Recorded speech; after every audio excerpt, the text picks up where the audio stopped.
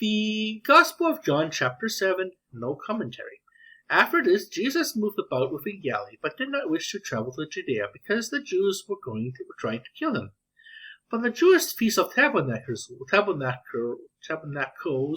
was near. Tabernacles was near. But his brothers said to him, "Leave here and go to Judea, so that your disciples may also see the works you are doing. No one works in secret if he wants to be known publicly. If you do these things, manifest yourselves to the world." For his brothers did not believe in him. So Jesus said to them, "My time is not yet here, but the time is always right for you. The world cannot hate you, but it hates me, because I testify to it that its works are evil.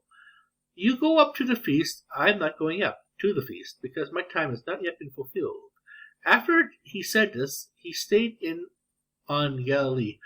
But when his brothers had gone up to this feast, he himself went up, not openly, but as it were in secret.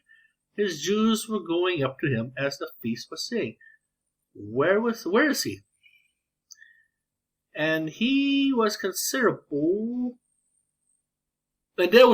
murmuring about him in the crowds. Some said, "He is a good man," while others said, "No, on the contrary, he misleads the crowd." Still no one spoke openly about him, because they were afraid of the Jews. When the feast was already half over, Jesus went up to the temple area and began to teach. The Jews were amazed and said, "How does he know Scripture without having studied?" Jesus answered them and said, "My teaching is not my own, but is from the one who sent me. Whomever chooses to do his will shall know whether my teaching is from God or whether I speak on my own. Whomever speaks on his own seeks his own glory, but whomever seeks glory of the one who sent him is truthful, and there is no one wrong within him. Did not Moses give you the law? Yet none of you keeps the law. Why are you trying to kill me?" The crowd answered, "You are possessed. Who is trying to kill you?" Jesus answered and said to them, "I perform one work, and all of you are amazed because of it. Jesus gave you circumcision, not that it came from Moses, but rather from the patriarchs, and you circumcise a man on the Sabbath. If a man can receive a circumcision on the Sabbath, so that the law of Moses may not be broken, are you angry with me because I made a whole person? If a man can receive circumcision on the Sabbath, so that the law of Moses may not be broken, are you angry with me because I made a whole person well on the Sabbath? Stop judging my appearances, but judge justly." So some of the inhabitants of Jerusalem said, Is he not the one they are trying to kill? And look, he's speaking openly, and they said nothing to him. Could be the authorities have realized he is the Messiah? But we know where he is from. Where the Messiah comes, no one will know where he is from. So Jesus cried out in the temple area as he was teaching and said, "You know me and also know where I am from, yet I did not come on my own. But the one who sent me, whom you do not know, is true. I know him because I am from him, and he sent me." So they tried to arrest him, but no one laid a hand upon him, because his hour had not yet come. But many of the crowd began to believe him, and he said, When the Messiah comes, he'll perform more signs than this man.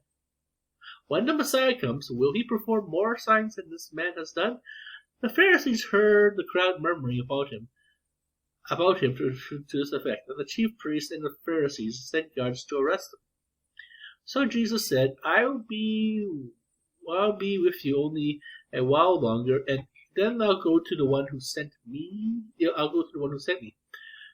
look for me, but not find me, and where I am, you cannot come.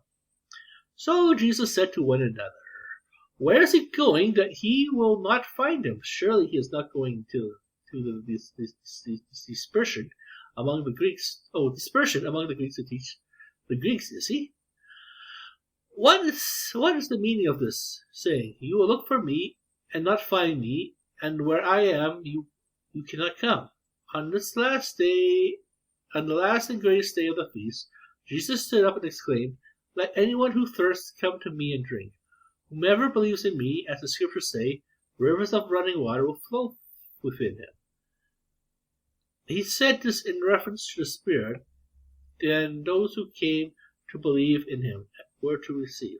There was, of course, no Spirit yet, because Jesus had not yet been glorified.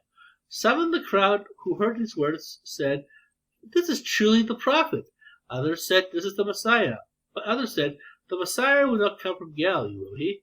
Does not Scripture say the Messiah will be from David's family and come from Bethlehem, the village where David lived?"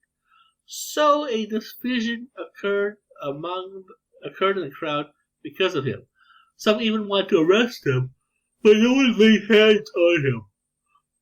Soon the guards went to the chief priests and Pharisees, who asked them, "Why did you not bring him?" The guards answered, "Never before has anyone spoken like this." The guards answered, "Never before has anyone spoken like this one. So that the Pharisees answered him, Have you also been deceived? Have any of the authorities or the Pharisees believed in him? But this crowd, which does not know the law, is accursed." Nicodemus, one of the members who had come to him earlier, said to them, "Does our law condemn a person before it first hears him and finds out what he's doing?" They answered and said to him, "You are not from Galilee. You are not from Galilee also, are you? Look and see that no prophet arises from Galilee." Then each went into his own house. Okay, thank you for spending this lovely Christmas Eve weekend with us, or afternoon, evening with us. We'll go to chapter 8. Have a good Christmas. Merry Christmas.